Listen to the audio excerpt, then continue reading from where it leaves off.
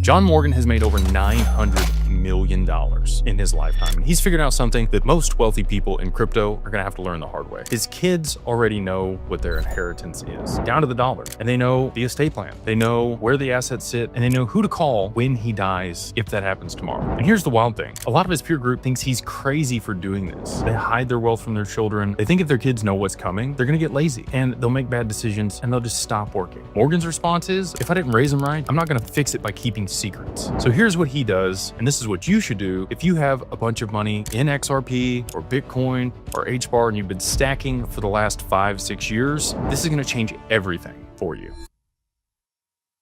Most of you are sitting on assets. It could be generational wealth, and you've put zero plan in place for what happens when you're gone. And even worse, if you're still here, but your kids need access to it, they don't have a way to get it. So let's walk through the 5 things that Morgan's done with his wealth that crypto holders could be learning from and should probably implement immediately. Number 1, quarterly family meetings. This is a simple one, but it makes a huge difference. Morgan sits down with his entire family 4 times a year. And once a year, they have a really big meeting where he walks through the entire estate plan. Where does the money go? How does it get there? Who do you call? And how do you actually get your piece of the wealth over your lifetime? And then he does something that makes most people really uncomfortable. He shares his entire net worth, all of it. He makes his kids actually show what theirs is to each other. And then they talk about what they've invested in and how they're spending their money. Now, think about your crypto. Does your spouse know your seed phrases? Do they know what exchanges you use? Do they even know what wallets you have? If you got hit by a bus tomorrow, could your family recover a single drop or a single Satoshi? This isn't just about transparency, it's about training. Morgan is teaching his kids how to think about money while he's still alive to course correct them. You need to be doing the same with whoever is going to inherit your position.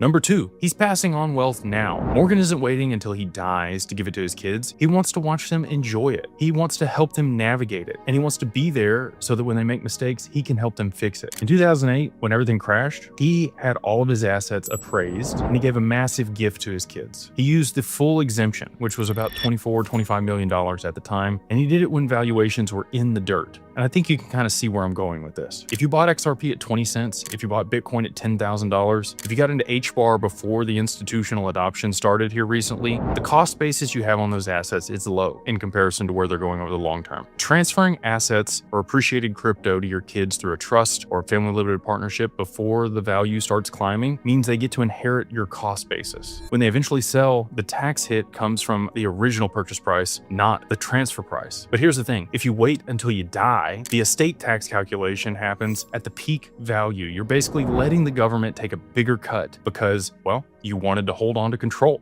The way Morgan did this was he had built a software company and he gifted, 20% to each child and kept 20% for himself. When they sold it for over $600 million to a large private conglomerate, his kids got their share and he used his 20% to pay the taxes to cover those gifts, and they got it tax-free. You could do the same thing with your crypto. You could set up an entity, transfer the tokens in early when the valuation is still low, let the appreciation happen inside the structure, and when it moons, the gains belong to the trust or the limited partnership, and you don't have your transfer tax or the lifetime gift tax being affected when this happens. Number 3, prenups are non-negotiable. Every single one of Morgan's kids has a prenup, and the way he structured his estate, if you don't have a prenup, you don't get to participate, period. One lawyer told him that it was the most egregious document that they have ever read, and Morgan took that as a compliment. And here's why it matters for your crypto. Your XRP bag isn't like a house. It's not your retirement account. It's a bearer asset, and whoever controls the keys controls the coins. In a divorce situation, if your spouse knows the seed phrase, well,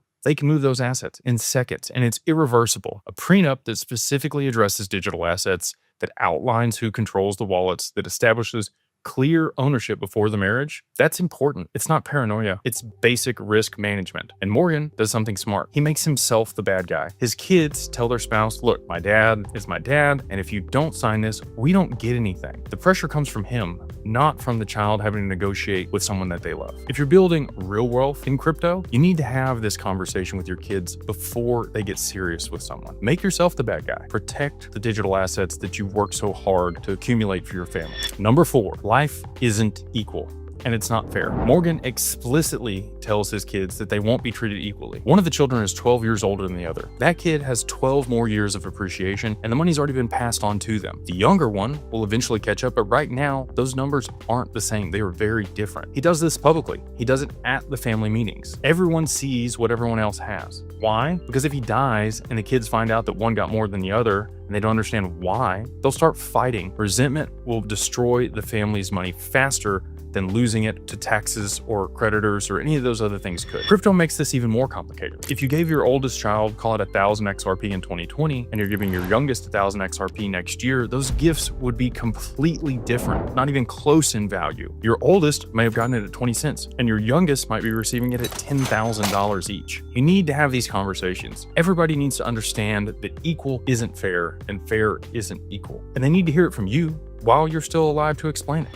Number 5. The $100 million cap. This is probably one of the more interesting things that Morgan does. In his estate, if a child has more than $100 million, they get nothing. Some of them have already passed this number and they're done. They've made it from, investing in different things and business ventures that they've had together over his lifetime, or taking shares in new ventures that they're participating in. The inheritance only kicks in to the children that need it. So what does this look like for crypto? Maybe you set up a trust that only distributes to the children with a certain net worth. If they've already met that threshold, maybe the trust funds are just for education. Maybe they're just for, a home purchase or business ventures, but you never write checks for consumption. You're building wealth that has a purpose, not wealth that turns your grandchildren into trust fund kids that blow it all after one generation. The point is not to control things from beyond the grave. The point is to create structures that cultivate behavior that benefit and protect your family's wealth over generations. So here's where all of this comes together. Most crypto holders treat their bag like a lottery ticket. They're hoping for the moon, and they have no plan for what happens when that actually takes place. No tax strategy, no transfer structures, nothing for the next generation. Morgan has built nearly $1 billion of wealth in his lifetime, and he's already given most of it away to his children strategically, tax efficiently, and to the people who are trained to handle it while he's still around to teach them. These assets may be different, but the principles remain the same. You need to know where your crypto is, and so does your family. You need to be transferring wealth while values and your estate exemptions make it smart to do so. You need legal protections in place before relationships get complicated, and you should be having honest conversations about who gets what and why. And you need these structures and incentives in place for your heirs to build their wealth, not just to spend it. Old money families have been doing this for generations, and new crypto wealth has only been doing this for about 15 years, and most of them have no succession plan at all in place. So don't be the guy that stacked XRP for decades and then left his family guessing which phone had the authenticator app on it. Thanks for watching, but none of this actually even matters if you don't understand how crypto is taxed when it's transferred. And you can click right here for those strategies to be able to save your heirs millions.